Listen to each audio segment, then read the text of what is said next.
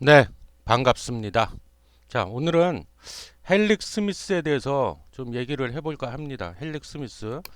원래 그 이름이 바이로메드였죠. 예, 근데 이름을 바꿨어요. 그래서 오늘은 그 헬릭 스미스 주가 전망 뭐 이런 제목으로 해서 여러분들 많이들 갖고 계실 것 같아서 좀 선정을 해봤고요. 첫 번째 기업 분석 뭐 늘 그렇듯이 기업 분석 좀 해보겠습니다. 일단 사업 내용을 알아야겠죠. 이게 뭐 하는 회사인지. 뭐 면역 항암제도 만들고 뭐 이것저것 만드는 그런 바이오 기업이라고 보시면 되고요. 그 중에서도 특히 지금 당뇨병성 신경병증 치료제하고요. 당뇨병성 허혈성 족부 궤양 이거를 하고 있는데 이게 지금 임상 3상에 들어왔어요. 들어왔는데 이 당뇨병성 신경병증하고 당뇨병성 허혈성 족부 궤양 말이 좀 어렵죠. 이게 일단 무슨 병인지를 좀 알아야겠죠. 그래서 여기 보시면은요. 제가 좀 찾아봤는데 잠시만요. 그 일단 그 당뇨병성 신경병증이 뭐냐면 당뇨병이라고 아시잖아요. 당뇨병이 뭐예요? 그 췌장에서 인슐린이 분비가 돼서 혈액 속에 있는 포도당을 미토콘드리아로 그 옮겨줘야 되는데 그 인슐린 분비에 뭔가 이상이 생겨갖고 피 속, 즉 혈액 속에 당이 너무 많이 들어가 있는 거예요. 그래서 피가 끈적끈적하게 되죠. 그럼 이게 어떤 부작용을 초래해요? 이게 심해지면은 혈전이라고 그래서 피딱지 같은 걸로 바뀌면서 혈관 벽에 들러붙어 갖고 혈관을 막아버린다거나 혈관을 좁아지게 만들어 버려요. 그럼 혈압이 올라가겠죠. 뭐 기타 등등 많은 부작용을 나타내는 게 당뇨병입니다. 그 중에서도 이 당뇨병성 말초신경병증 이걸 줄여서 당뇨병성 신경병증 그러는데요.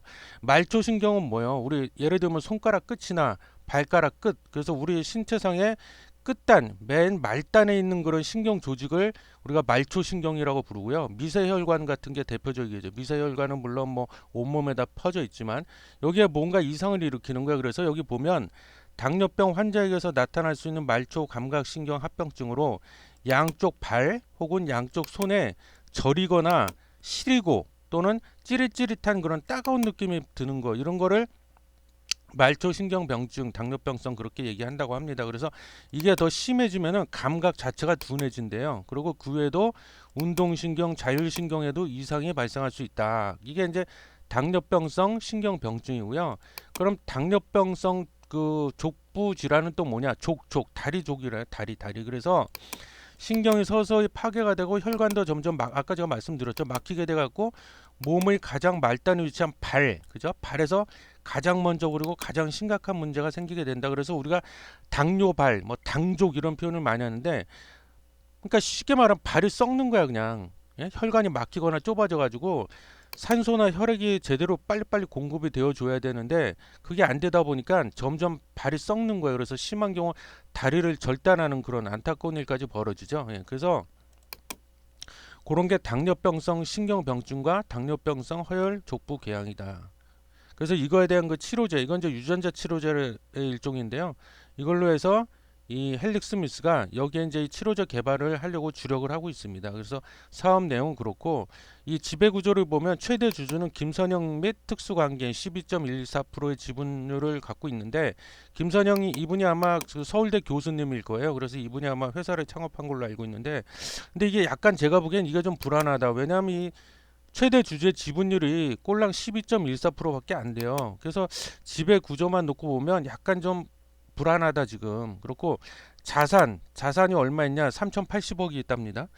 반면에 부채는 얼마나 1,700억. 그래서 아직 자산 총계와 부채 총계를 단순히 비교해 보면 뭐 아직 그렇게 재무 구조상 위험한 단계는 아니다. 근데 여기서 굉장히 하나의 큰 리스크가 나옵니다. 뭐냐면 법인세 비용 차감전 이익이 657억인데요. 이 손실이 났어요. 657억이. 이 기준이 뭐냐면 언제냐면 2020년 1월 1일부터 9월 30일까지 약 9개월간을 기준으로 봤을 때 그렇다는 거예요.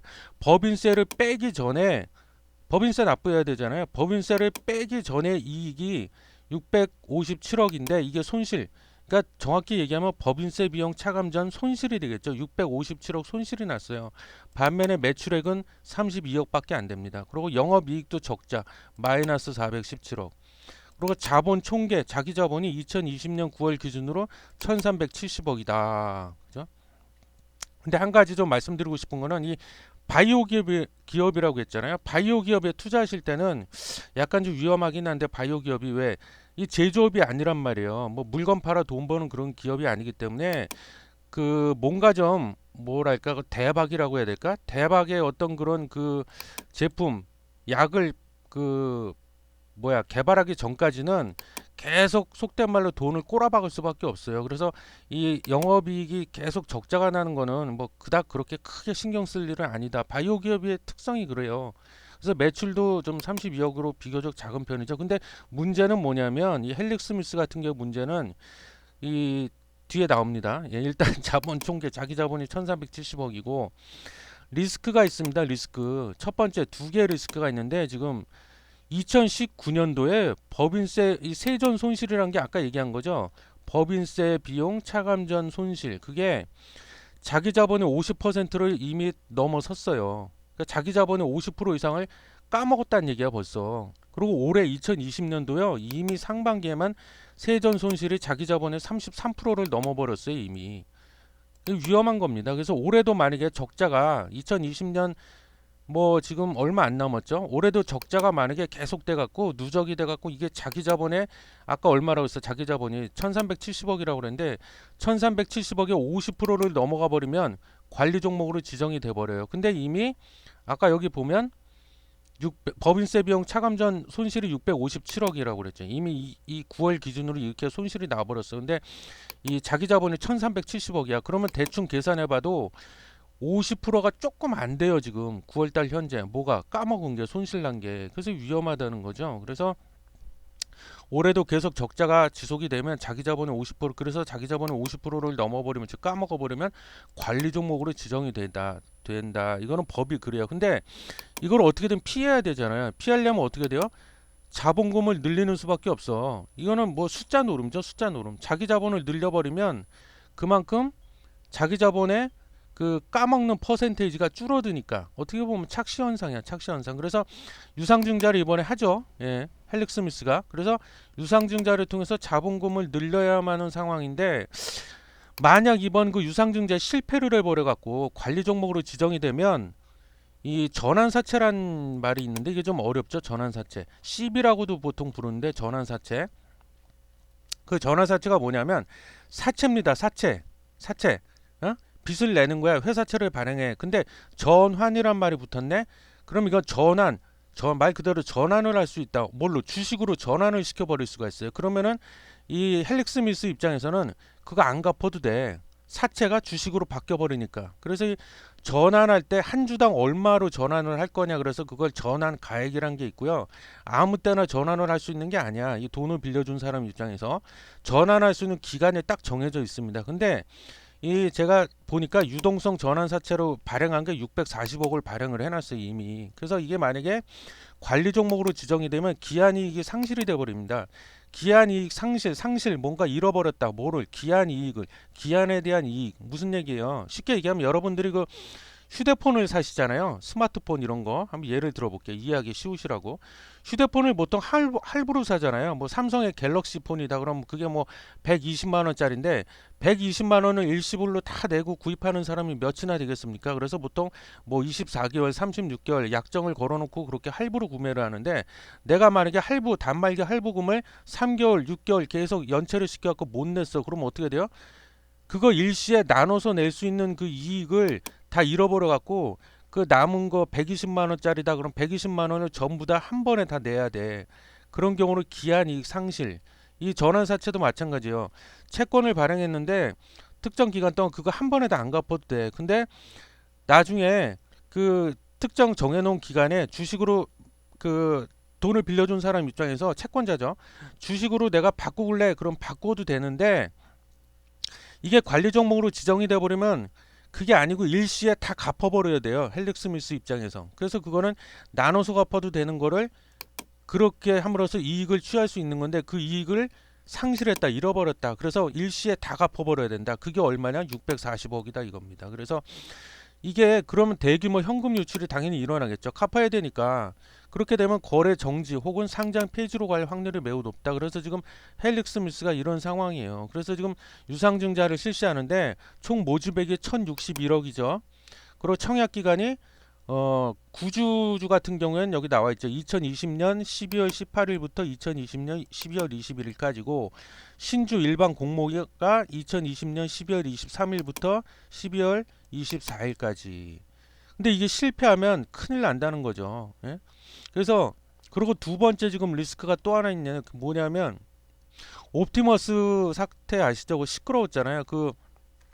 뭐 그 저기 뭐야 그 공공기관 뭐 이런데 그 채권에다 투자하겠다고 그래서 매우 안정적입니다 해놓고는 뭐 거짓말 친 거잖아요. 처음부터 작정을 하고 사기를 친 거죠. 근데 그렇게 해서 뭐 비상장사 그런 데다가 다 돈을 다 빼돌려 갖고 비상장사에다 다 투자를 하고 뭐 대부업체에다가 또 돈을 빌려주고 막 그래갖고 지금 그 막 난리도 아니잖아요. 시끄럽잖아요.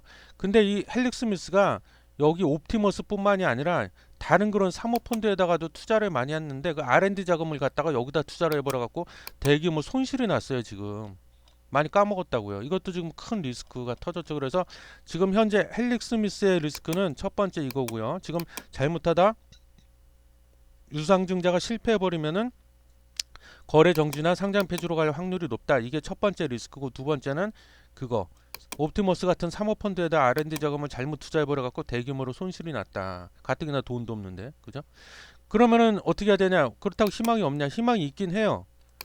제가 보기엔 아주 미약한 희망인데 두 가지 희망이 있는데 하나는 유상증자에 성공을 하는 거예요. 유상증자 성공하면은 자본 잠식률이 떨어지니까 거래 정지나 상장 폐지, 관리 종목 지정 뭐 이런 거 다 피해갈 수도 있죠.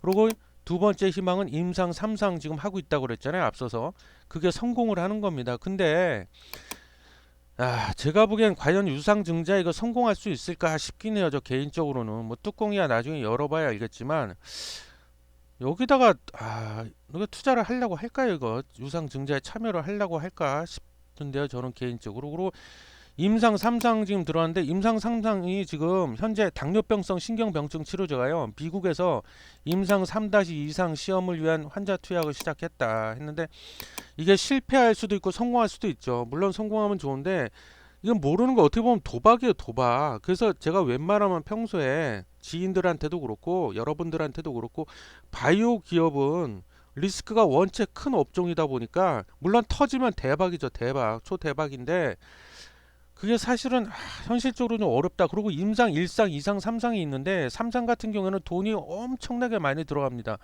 막대한 자금이 많이 투입되기 때문에 이게 좀 어렵다 제가 보기에는. 그리고 지금 헬릭 스미스에 뭐 돈이 많은 것도 아니고 그래서 뭐 물론 개인적으로 성공하면 좋고 성공하길 바라지만 최대 악재는 뭐야 그럼 유상 증자에도 실패하고 임상 상상도 다 실패해 버리는 거죠. 이게 이제 최대 악재죠. 상상만 해도 끔찍하죠. 그래서 결론은 제가 개인적으로 봤을 때 지금 아직 헬릭 스미스를 사지 않으신 분들 근데 내가 한번 사볼까 이렇게 생각하시는 분들은 조금 좀 임상 결과라든가 유상증자 얼마 안 남았잖아요. 다음 달이잖아요. 유상증자 진행하는 되는 거를 좀 보고 나서 신중하게 생각을 하셔라. 그러고 이미 갖고 계신 분들은 글쎄 이것도 제가 이미 갖고 계신 분들한테는 참 이게 말씀드리기가 저도 참 애매한데 뭐라고 제가 속 시원하게 이렇게 좀 말씀을 드려야 될 텐데 저도 솔직히 판단을 잘 못하겠습니다. 왜냐하면 아까 얘기했듯이 이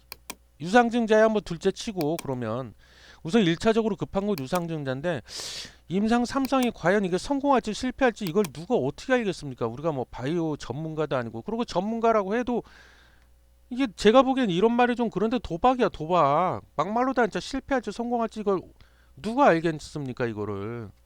그래서 참 애매한데 말씀드리기가 갖고 계신 분들은 판단을 잘 해보세요. 내가 이거 뭐 지금 여윳돈으로 난 여기 투자한 거다. 그래도 뭐 크게 뭐 막말로 다 진짜 막말로 뭐 날려 먹어도 난 크게 뭐 타격이 없다 별로 그러시면 한번 임상 3상과 유상증자 성공에 기대를 하면서 한번 갖고 계셔 보시고요.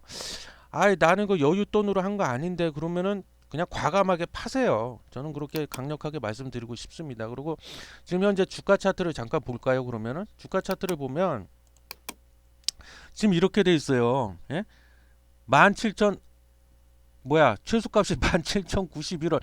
이게 한때는 코스닥 시가총액 2위였던 건데 어쩌다 이 지경이 됐는지. 그래서 또 제가 바이오 기업을 자꾸 욕하는 것 같아서 좀 그런데 웬만하면 투자하지 말 확실한 거 아니면 투자하지 말라고 하는 이유가 이 바이오 기업의 대표가 보통 다 누구냐면 연구자들 출신이 아니면 대학 교수님, 김선영 그 교수님처럼 학생들 가르치던 그 교수님 아니면은 뭐 연구하던 그런 연구원에서 연구하던 그 석사, 박사 그분들이 대부분이 많이 창업을 해요, 바이오 기업이.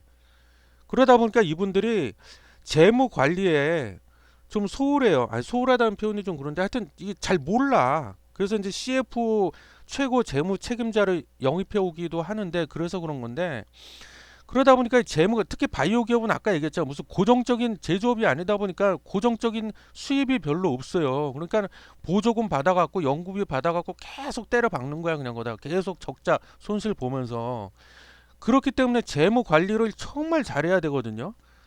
근데 이게 재무 관리 쪽을 잘 모르시고 별로 중요하다고 생각도 잘 안 하시고 개념도 없다 보니까 그게 좀 그래서 제가 그런 것 때문에 바이오 기업이 좀 웬만하면 투자하지 말라고 하는 게 10년, 20년을 끌고 가야 되는 건데 이게 기업이 재무 상태가 엉망이면 그게 되겠습니까? 그래서 최근에 유상증자 그 발표하고 나서 좀 오르긴 올랐어요. 올랐는데 지금 여기 보시면 보이시겠지만 5일선이 61선을 뚫고 올라가나 했는데 여기서 또 쳐맞고 다시 지금 꺾였거든요. 물론 모르죠. 뭐 여기서 다시 또 그냥 뭐 61선 뚫고 위로 올라갈지 밑으로 다시 꼬꾸라질지는 모르겠는데 이것도 어떻게 알아? 신이 아닌데 반반이죠. 위로 갈지 밑으로 갈지 확률은 50대 50인데 그래서 지금 아까 그래서 갖고 계신 분들은 여윳돈으로 투자한 거 아니면 그냥 과감하게 그냥 파시라고 자꾸 말씀드리는 겁니다. 이건 도박이야, 도박. 예? 아시겠죠? 그래서 오늘 그 헬릭 스미스에 대해서 제 나름대로 핵심만 그냥 간단하게 요약해서 초스피드로 좀 진행을 해봤습니다. 들어주셔서 감사해요.